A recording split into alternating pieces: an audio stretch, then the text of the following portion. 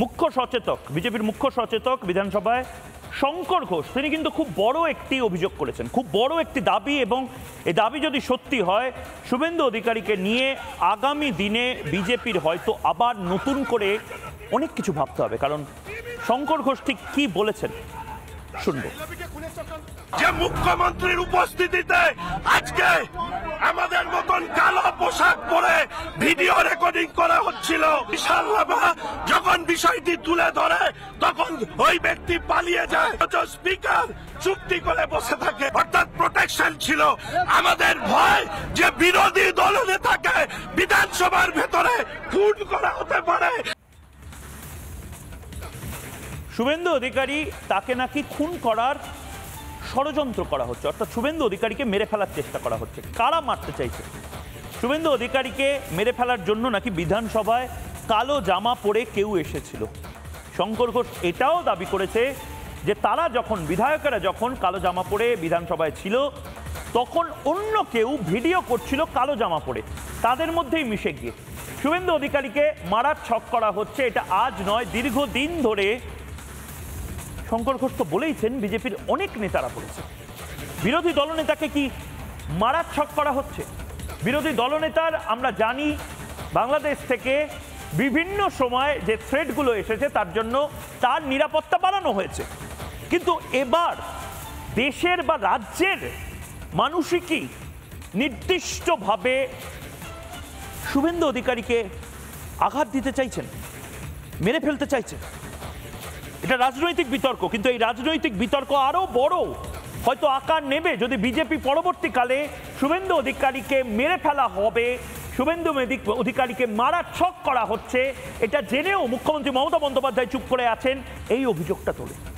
শওকত মোল্লা, তৃণমূলের বিধায়ক শওকত মোল্লা ঠিক কি বলছে একবার শুনবো।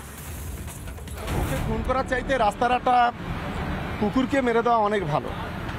এটা বাংলার মানুষের, বাংলার তৃণমূল কংগ্রেসের এই কালচার নয়।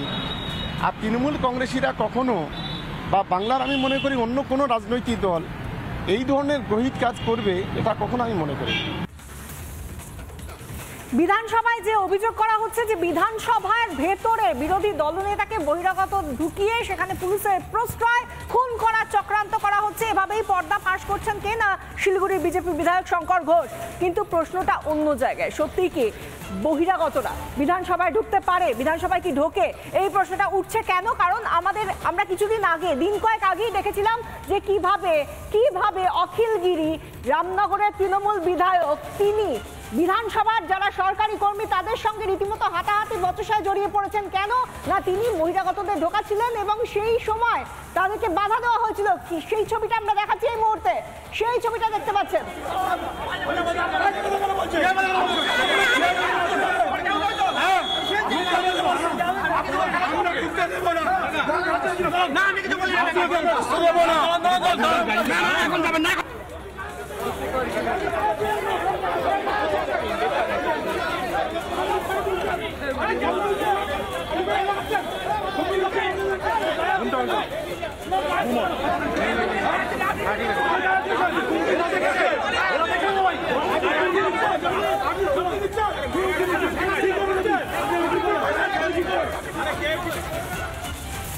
বহিরাগত এমনকি সুপ্রকাশ গিরি না তার নিজের ছেলেকে ঢোকানোর জন্য অখিল গিরির গুন্ডামি, সেই ছবিটা একেবারে আপনাদের সামনে হাতে গরম তুলে ধরলাম।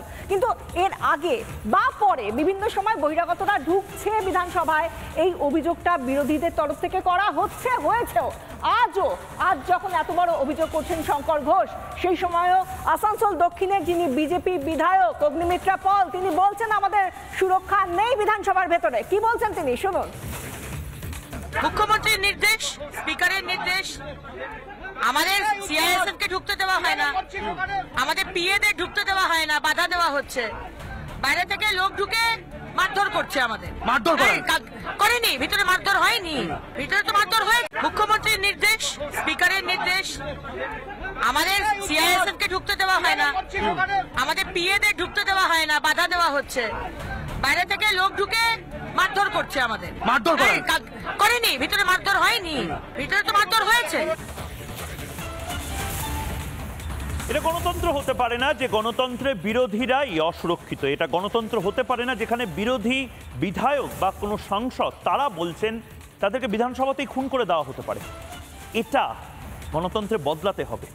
একদমই তাই। তুমি যেটা বলছিলে, একদিকে গণতন্ত্রে বিধায়ক যারা বিরোধী তাদের খুন করা হতে পারে বলে আশঙ্কা প্রকাশ, পর্দা ফাঁসের বিষয় উঠে আসছে। অন্যদিকে কণ্ঠরোধ, সেটাও তো গণতন্ত্র খুনেরই সামিল। এগুলো কেন হবে, এগুলো কবে বন্ধ হবে, এই প্রশ্নটা রেখেই একটা বিরতিতে যাচ্ছি। বিরতির পর আবার ফিরছি, সঙ্গে থাকুন। নানা ধরনের কন্টেন্ট দেখার জন্য লাইক করুন, শেয়ার করুন আমাদের ফেসবুক পেজ, সাবস্ক্রাইব করুন আমাদের ইউটিউব চ্যানেল। পাশাপাশি অন্যান্য ব্রেকিং নিউজের জন্য অবশ্যই চোখ রাখুন রিপাবলিক বাংলায়।